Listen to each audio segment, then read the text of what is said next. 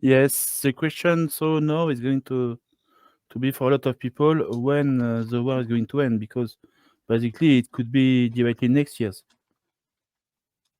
I think Russia is going to need a few months to clean everything, but the end is coming. Von, your turn. I mean, just overall, I think it's reasonable to think maybe by the end of the fall, next fall, it should be wrapped up, at least in the eyes of most people. I mean, I just don't see how they can continue past the winter and then spring with the Russians gaining momentum every day. I mean, yeah, it's getting ready to be winter time in a month, and they'll have to slow down maybe. But I mean, even if there's a peace deal and stuff, and you got to, de-escalate, unwind, maybe by the end of next year, it'll be either over on the battlefield or it'll be over on the battlefield. There'll be some kind of deal being put in place. So end of 2025. Shadowy, I guess, next. I And then think that for the next operation, the most strong opponent for the Russian army is going to be basically the winter, their own logistics, and the stupid idea that some middle ranking officer could have, that I'm going to make the big break and they're going to rush somewhere and basically have their whole column destroyed by a surprise attack from drones or Ukrainian artillery, what is going to be left. Like it's already happened a few times, like in Volodar a few months ago. They have to be careful about the enthusiasm of some middle-ranked officer. There's some rumors, right? I see on Twitter, they're sharing that they are now adopting more soldiers from the streets. This time around, they're going to concerts and whatnot, and this time, and also they're wearing plain clothes. I'm not sure. I just saw the headlines on the Twitter. So yeah, there was a video posted on X just today. Last night they were at some sort of music concert or some sort of nightclub or something, rounding up people. Toby. Yeah, I just want to put it out there that like it could be that we don't see a peace deal made, and the reason is because Ukraine, let's be realists. Ukraine wasn't a great prize. Ukraine wasn't a hyper-productive, rich, wonderful place during peacetime. And at the moment it's economically ruined and depopulated. So a large part of the peace is going to be like, who pays for that? Because at the moment it's the European Union's on the hook for that.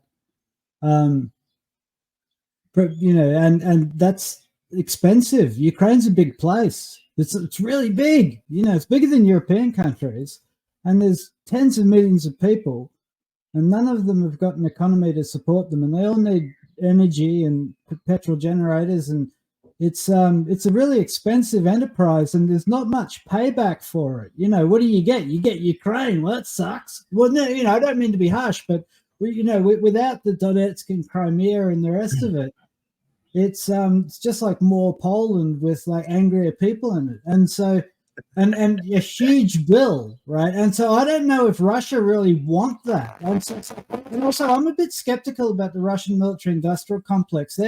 That's a pretty dark universe unto itself. And if I was a billionaire making loads of money out of the massive rearmaments push and looking to make even more money out of the market, I might want to keep this showroom of my merchandise churning along in a forever war, because that's basically like pumping money into my pockets from the Russian economy.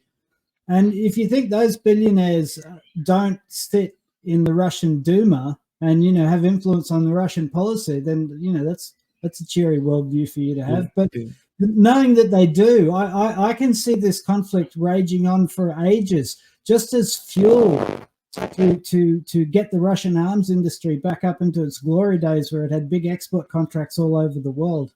So I'm not hopeful, because I don't see a peace deal that's good for the Russians, like, frankly.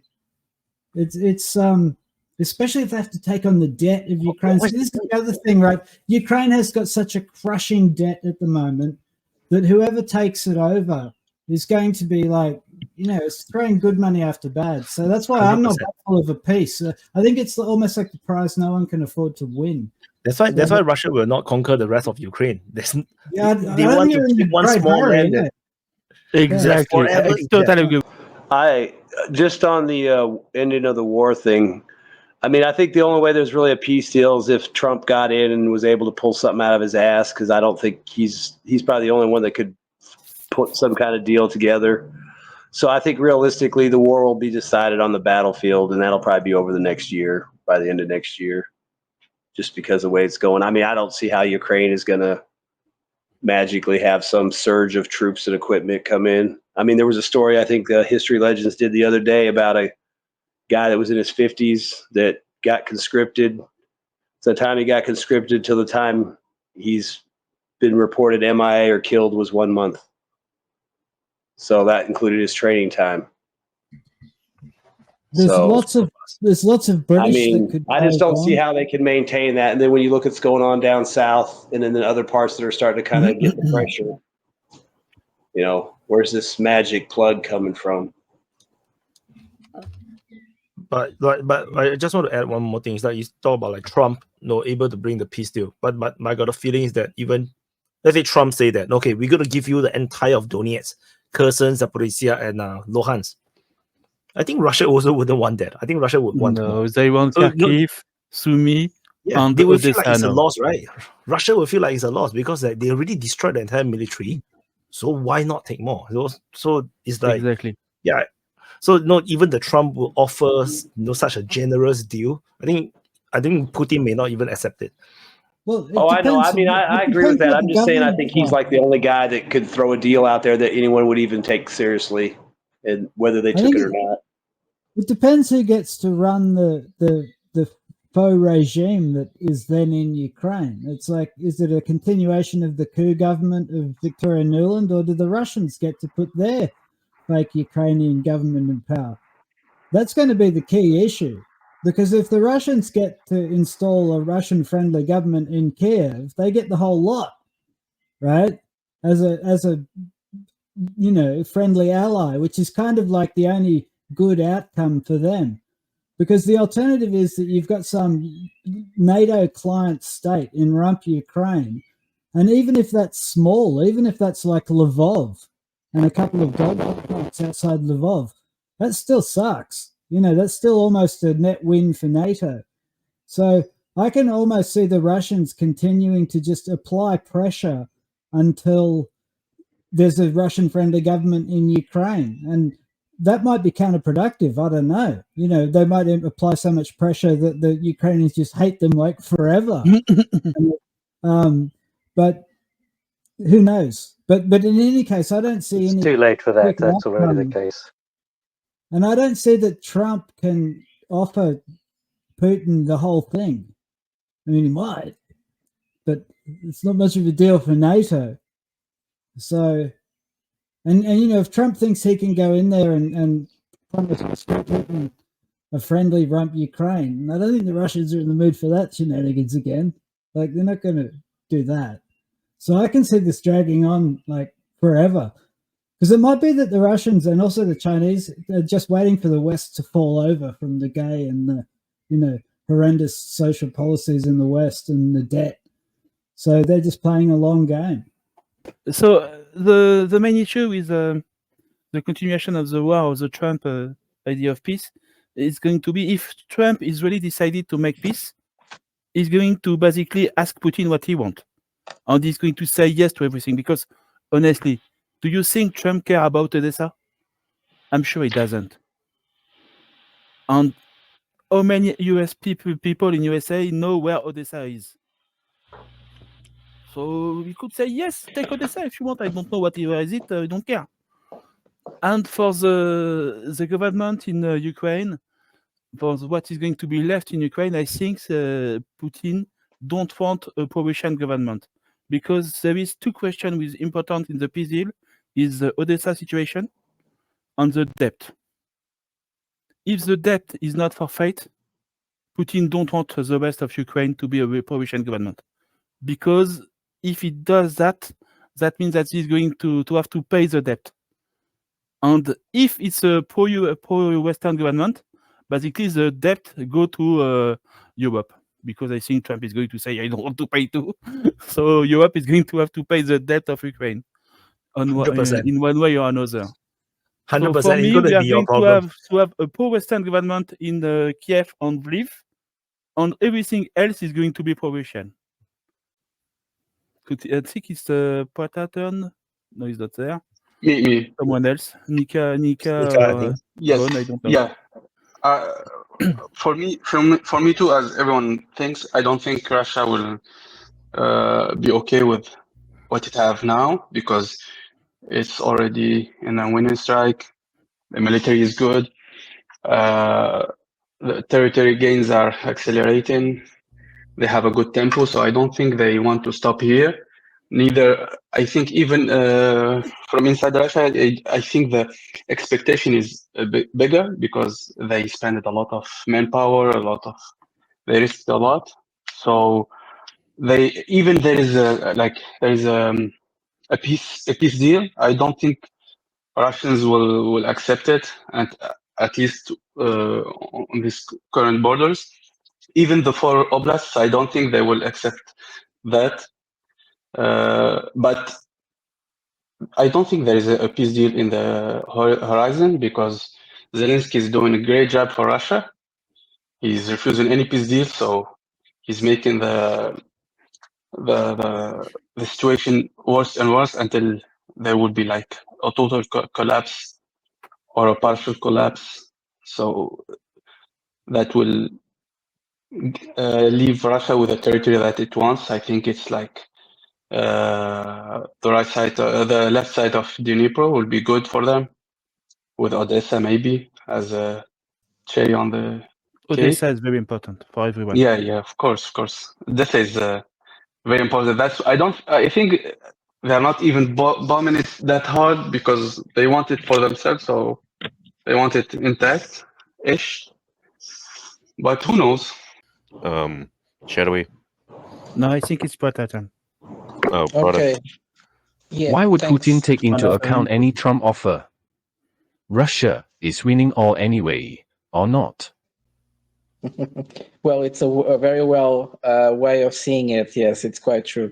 I think we are running into a moment of big deception like we haven't had yet before. We had moments of deception, but not as big as what is coming now. And this is part of the victory plan of Zelensky. He's building a certain scenario, around a mediatic scenario that is ready for negotiations. Let's remember, I think Kursk was a kind of an experiment, which worked very well. So they lured the Russians for peace talks in Qatar. They were talking about energetic ceasefire. And in luring the Russians to those negotiations, the Russians were probably not as prepared or alert for the fact that they were going to invade Kursk. And this was kind of a surprise and not a surprise. Well, we know that someone was talking about how much land they still hold in Kursk. It doesn't matter. These are lowland swamps. They have no value. Each time the Russians conquest 1 kilometer or quadrat kilometer in the Donbass, what they are getting in terms of natural minerals and resources behind that land is immense, so it doesn't compensate. I think the Russians would give away Kursk very well. They won't, but it would be. But again, going back to my theory is that we are going to a big deception. So Zelensky is building an international image that is ready. Something failed, the so-called peace plan, victory plan, but this is part of the victory plan. Something failed, he's really wasted, Kursk went really badly, and now he's talking about being ready for a ceasefire. He went to talk to the Pope, he gave him a picture of the butcher massacre, which is quite interesting because we all know this was a hoax. But nevertheless, it's interesting how the Pope would see it or not. But now he's going to all European countries, and journals. The German newspaper was writing that Zelensky was speaking with Olaf Scholz, the Chancellor of Germany, that he will be ready for peace talks in other terms. This is all a lie, we know. And so something is going to happen. And why I'm saying something is going to happen that people are not expecting, the Russians are bombarding as many supplies of weapons like never before, especially in the ports of Odessa in the south. The Russians are trying to find out the pose everywhere, like something entered into Ukraine that is going to be very badly. And last but not least, we saw that today at least dozens of videos in Ukraine about forced conscriptions. And we know these forced conscriptions, they take something like a few weeks. And after a few weeks, they are already in the battlefield, like with what happened to Kursk. They were. We also saw a moment of big intensity of forced conscription into the streets, and this same thing happened. The reality is the U.S. just doesn't have any bargaining power in this situation. You know, Russia's going to take what they're going to take. They're going to go down to the river. They're going to take Odessa, possibly link up with Transnistria. And then from there, they're going to say, this rump that you've got left, we're going to create a buffer around it, and you guys take care of it. That's how this thing will end. But the whole notion that we're going to go back to how things were, 10, 20 years ago, it's just not happening. Let's look on it. Does the West still have a stick? Well, I guess so. They could still escalate a few steps up the escalation ladder, like for instance these long-range rockets and additional color revolutions in Russia surrounding. Still, things could be done, obviously, by the West. And does it have a carrot? Kind of regarding the Ukraine future borders and especially the status of the part that is not in going to Russia, if this part gets into NATO or not. So this is a major point. But also economically, the West can offer concrete things to Russia.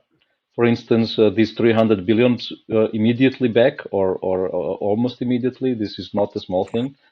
And then opening again economic ties. These are concrete things. The question is obviously the question of trust.